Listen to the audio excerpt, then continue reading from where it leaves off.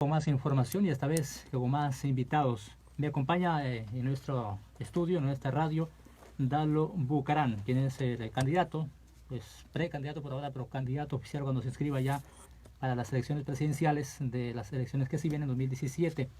Está en un recorrido por la provincia de Sucumbíos y pues nos ha permitido este espacio para poder conversar sobre su llegada a la Agua Agria, Sucumbíos. Señor abogado Dalo Bucaram, buenos días, bienvenido a Sucumbíos, bienvenido.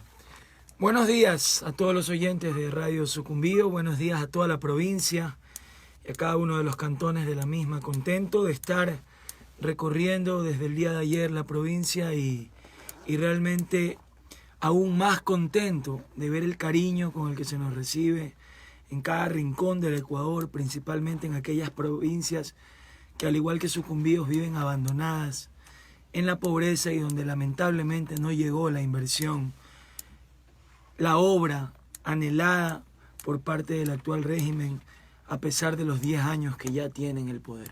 Al momento se encuentra usted recorriendo el país, las provincias, pues calentando motores, diríamos, porque la campaña está por arrancar de manera frontal, los 45 días oficiales, pero usted está recorriendo el país. ¿En el marco de qué plan está recorriendo para posicionar directivas, para conocer a la gente, conocer lugares que no ha conocido como Sucumbíos, su primera vez acá en la provincia? Lo principal es escuchar al pueblo. Recorrer el Ecuador ha sido algo que he hecho desde niño. Conjuntamente cuando visitaba cada provincia con mi padre, y ahora continúo haciendo lo mismo.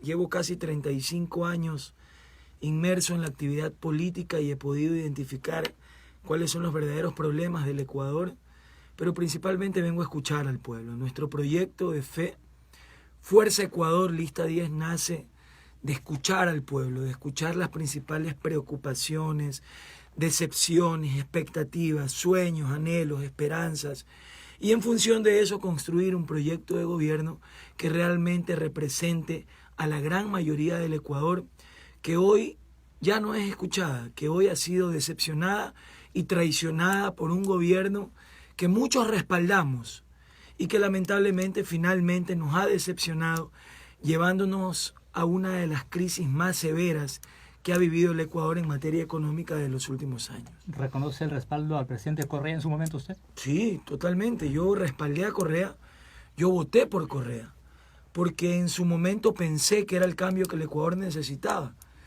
Y al igual que a Dalo Bucaram, Correa ha decepcionado a más del 50 y pico % de los ecuatorianos que hoy ya no lo respaldan, precisamente por sus políticas económicas de endeudamiento y de empobrecimiento constante, principalmente a los más pobres en el país. El Ecuador ha despertado y se ha dado cuenta que con sus aciertos y sus errores el proyecto correísta se acabó, que Correa se va de este país y que los ecuatorianos que nos quedamos en el Ecuador tenemos que construir un proyecto lejos del odio que significa el correísmo y lejos del odio también del anticorreísmo, donde confluyen el candidato de la banca del feriado, aquel candidato que participó activamente en el feriado bancario y que hoy quiere hacernos olvidar y quiere ser presidente del Ecuador sin ninguna vergüenza. Asimismo están los candidatos de la oligarquía de siempre, los candidatos que dieron golpes de Estado, que representaron conjuntamente con Maguad y Lazo aquel feriado que nos trajo días oscuros a los ecuatorianos. Hoy es hora de pensar en el futuro. ¿Se refiere a Cynthia Viteri? Y construir un proyecto de la mano del pueblo. A Cynthia Viteri y Paco Moncayo, que participó en todos los golpes de Estado de este país. Hoy quieren venderlo solo como el ex general, olvidándonos que Paco Moncayo participó en todos los golpes de Estado que hubo en este país y desde su posición militar se convirtió en árbitro de la democracia y es causante directo de la incertidumbre democrática y de la debacle económica que vivió el Ecuador. Entonces tenemos que dejar a un lado a esos políticos caducos y también hacer a un lado al continuismo del candidato del gobierno que representa el proyecto venezolano en el Ecuador, que representa un proyecto de endeudamiento. Quieren llevar al Ecuador a vivir igual que como hoy vive Venezuela, en días de hambre, en días de miseria, en días de deuda, en las que el pueblo tiene que hacer horas de fila para poder comer. Eso no queremos para el Ecuador, y ahí nace Fuerza Ecuador, del lado del pueblo, del lado del futuro, proponiendo una nueva alternativa que represente principalmente a los pobres en el Ecuador. También le recordarán, sin duda, los adversarios políticos, que el tren en su momento fue gobierno con su papá, Abdalá Bucaram, que está exiliado en Panamá. Bueno, Abdalá Bucaram fue 5 meses presidente del Ecuador. ¿Y por qué no se sostuvo? No se sostuvo porque precisamente aquella partidocracia golpista no perdonó que un candidato de los pobres esté en el gobierno. La geopolítica latinoamericana era diferente, los gobiernos de América Latina eran distintos y los militares cumplían un rol de interceder en la democracia, que hoy eso es impensable. Entonces, hoy hablamos de un nuevo momento. Además, cuando el PRE gobernó 5 meses el Ecuador, yo tenía 14 años.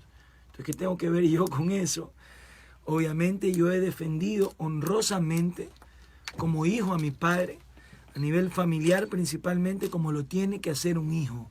Y eso es lo que tenemos que enseñarle a la familia ecuatoriana, que los hijos no hablan mal de sus padres y que los hermanos no amenazan a los hermanos con meterlos a la cárcel, que la familia se defiende y que tenemos que crear un Ecuador de una cultura de familia que ponga a la familia en primer lugar y que luche por ella, y no como sucede actualmente, que hay un gobierno que tiene un proyecto para destruir a la familia. Nosotros creemos en los valores, ponemos en primer lugar a Dios y luego a la familia, y a través de esa lucha por la familia le daremos mejores días de vida a nuestro pueblo. A ver, en ese apoyo a Rafael Correa, que usted lo reconoce, ¿estaba de por medio el que vuelva su papá al Ecuador?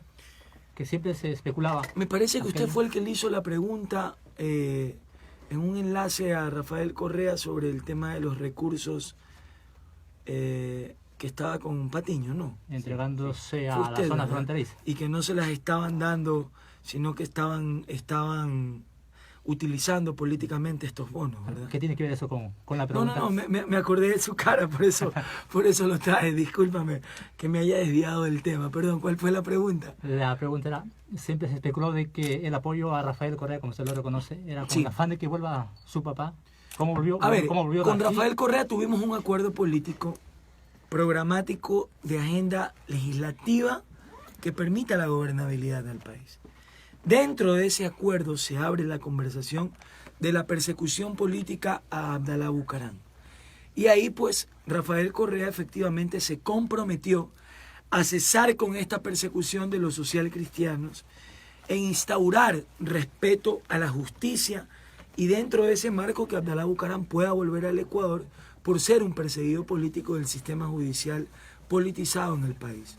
Lamentablemente él no cumplió este acuerdo.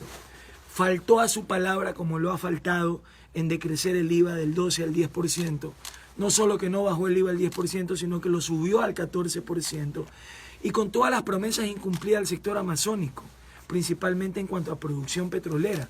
Vemos, por ejemplo, en el tema de Orellana, cómo los trabajadores siguen luchando porque se reconozca sus utilidades y la inversión en materia de los trabajadores en la producción agrícola, que se les ofreció a través de la ley de hidrocarburos invertir en el sector amazónico no menos del 15% de lo que generaba la producción petrolera. Les deben más de $1.000 millones a la provincia y al sector, y lamentablemente pues Correa nos ha acostumbrado a ser un hombre que frecuentemente falta a su palabra. Bueno, Correa está de salida. Ya no está en la Así cancha, es. no va a Usted estar en me la preguntó cancha. por él, Sí. por eso le estoy respondiendo. Entonces, por el acuerdo que en aquel momento tuvimos. Ahora, ¿cómo ve el escenario usted? Las alianzas que se están armando, las unidades que finalmente ya no terminan siendo unidades, confluyendo en muchas estrategias, izquierda con derecha, quienes antes ni siquiera se podían mirar de lejos, están trabajando juntos. ¿Cómo entender esto? ¿Cómo se genera un proyecto de unidad basado en el odio a un hombre? La principal carencia que tenían quienes se llamaban de la unidad, de esa falsa unidad en la que el pueblo nunca estuvo invitado, porque eran solo los politiqueros de siempre que ya en el pasado se unieron y se subieron a camionetas y dieron golpes de Estado y dieron feriados bancarios y redactaron la ley del AGD y redactaron la ley del 1% que quebró la banca nacional e hizo que millones de ecuatorianos tengan que emigrar a otros países para no ver morir de hambre a sus hijos. Nuevamente se estaban uniendo, pero solo tenían un punto de unión: saquemos a Correa del poder. Y se olvidaban del Ecuador. Se olvidaban de las expectativas que tenía el pueblo de construir un proyecto que realmente los represente. Por eso nació Fuerza Ecuador y no hemos hecho alianza. ¿No fue invitado a participar de esas unidades? Fuimos invitados, pero no podíamos confluir entre el agua y el aceite. ¿Cómo unirnos a un candidato como Lasso, que estuvo activamente en el feriado bancario? Que mientras el pueblo pobre del Ecuador se moría de hambre y se suicidaba por ver perder sus ahorros, Lasso con su banco de Guayaquil se ganaban 17 millones de dólares en pleno feriado bancario. Su cuñado era presidente de la Junta Monetaria del gobierno de Fabián Alarcón. ¿Cómo me uno yo a un candidato de la banca que está desesperado por devolverle el poder a la banca? ¿O cómo me uno a la unidad que llamaba Jaime Nebot en ese modelo de empobrecimiento constante, en que la plata del Ecuador solo se quedan en Guayaquil y Quito y nunca llega pues a Sucumbíos, y nunca llega a Orellana, y nunca llega a Esmeraldas, y nunca llega al Carchi, y nunca llega a Manabí? Hay ciudades élites en el Ecuador. Ese modelo tiene que cambiar. Con Moncayo yo he conversado, pero representa y ha estado en la teta del poder con todos los gobiernos, dirimiendo la democracia como que él fuera el garante o el árbitro de la democracia. Entonces, al pueblo hay que decirle la verdad. Se necesita elegir un gobierno que no solo hable de los pobres, que gobierne para los pobres. Aquellos políticos caducos y aquel continuismo del gobierno tenemos que dejar a un lado y tenemos que ir hacia el futuro, hacia la paz, presentando propuestas que realmente representen al pueblo. A mí me han acusado, sencillamente por mi edad, que soy muy joven para pretender ser presidente. Se olvidan aquellos candidatos caducos que los jóvenes representamos la gran mayoría del país, que los jóvenes representamos el 47% del electorado que va a esta elección y que no debemos ser discriminados, que cuando se dice que Dalo Bucarán es muy joven, se le está diciendo a aquel joven que busca trabajo que es muy joven también. Nosotros tenemos propuestas para todos los sectores de la sociedad y también para los jóvenes. Queremos construir universidades en cada cantón del Ecuador, en los 221 cantones del país. No es caer en demagogia, una universidad en No cada es cantón. caer en demagogia. ¿Por qué? Si las universidades tienen dinero mal utilizados en crear burocracia, dineros que se los lleva el Cenecit, como hicieron con la Universidad Agraria del Ecuador, que se le llevaron 30 millones de dólares de su patrimonio. La Universidad Agraria tenía extensiones en no menos de 30 cantones en la costa. ¿Por qué es un sueño, una utopía o demagogia prometer una universidad para cada cantón? ¿Qué es lo justo entonces? ¿Que los jóvenes vayan a rendir ese famoso examen ENES? ¿Que no pasen el examen y que los envíen a otras provincias a estudiar y a estudiar lo que ellos no quieren? De los 34.000 bachilleres que tiene la provincia de Sucumbíos, solo 1.000 están en las universidades. Eso es lo justo. Porque no tienen dónde estudiar en la provincia. Porque los cientos de miles de millones de dólares que este gobierno ganó no pudo invertir en construir una universidad en Sucumbíos como lo había ofrecido, o al menos la Universidad para la Amazonía. Y solo el 25% de los jóvenes está logrando pasar el examen ENES. Por eso vamos a eliminar el examen de ingreso a las universidades para que los jóvenes estudien en libertad lo que quieren estudiar y no lo que el gobierno les quiere obligar a estudiar. Al estar en la región amazónica nos corresponde consultarle cuál será un poco su evolución de recursos naturales. ¿Cuál sería su postura frente a eso? Estamos acá en Sucumbíos, Orellana, donde está el boom petrolero. Pero se quedan en la politiquería. ¿Por qué solo hablan de la no explotación, pero no hablan de la reserva, no hablan del compromiso social de ir a una gran reforestación? Nosotros proponemos reforestar no menos de 5 millones de hectáreas en el Ecuador. Hay que hablar del mapa agropecuario. Tenemos 27 millones de hectáreas en el país, de las cuales 3 están siendo explotados, pero no con efectividad, no con calidad, no con tecnología. Entonces, ¿tenemos que ir a una revolución agrícola, agraria, agropecuaria? Sí, pero siempre precautelando el medio ambiente, comprometiéndonos, por ejemplo, y no faltando a la palabra, como hizo este gobierno con el tema del Yasuní. Los 100 asambleístas de Alianza País pusieron en su plan de gobierno la no explotación al Yasuní. Toditos incumplieron su plan de gobierno. Toditos fueron y votaron por el dinero por encima del ser humano. Nosotros sí estamos comprometidos en un verdadero proyecto de revolución agrícola que se comprometa además con el medio ambiente. Tenemos que entender cuáles son las olas que ha viniendo la humanidad. Pasamos la ola agrícola, pasamos la ola industrial, la ola cibernética e informática, la ola bioenergética y hoy estamos en una nueva ola de la humanidad, que es la ola de la protección del medio ambiente, donde tenemos que comprometernos con la no explotación y con crear el muro agrícola para que no se siga extendiendo la explotación de nuestras tierras y más bien comprometernos a ser eficientes en que todas las zonas productivas del país sean acompañadas técnicamente con una inversión del Estado para que los campesinos también pasen una mejor calidad de vida. No hablemos solo de la producción petrolera, hablemos de la producción agrícola. ¿Qué pasa con los campesinos que siguen abandonados y que representan no menos del 35% de la población ecuatoriana, que viven abandonados en la pobreza? ¿Dónde está la inversión en el mejoramiento de los caminos vecinales? Ahí está el pueblo campesino abandonado, olvidado en la pobreza, con sus tierras improductivas y con un gobierno que los exprime y les dice que si no tienen para pagar sus pequeños créditos, ahí sí les quitan las tierras.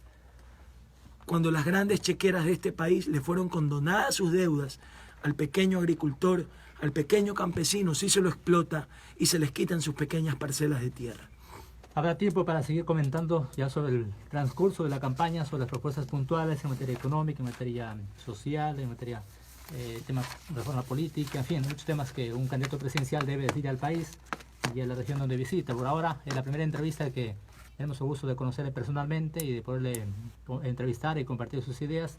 El tiempo de radio siempre va a ser corto. Así es. Por lo tanto, señor Dalo Bucaram, gracias por su presencia y bueno, pues esperamos de que lo tengamos de nuevo por acá. Entiendo que en la campaña mismo ya estará usted de vuelta por acá por su conmigo una vez más.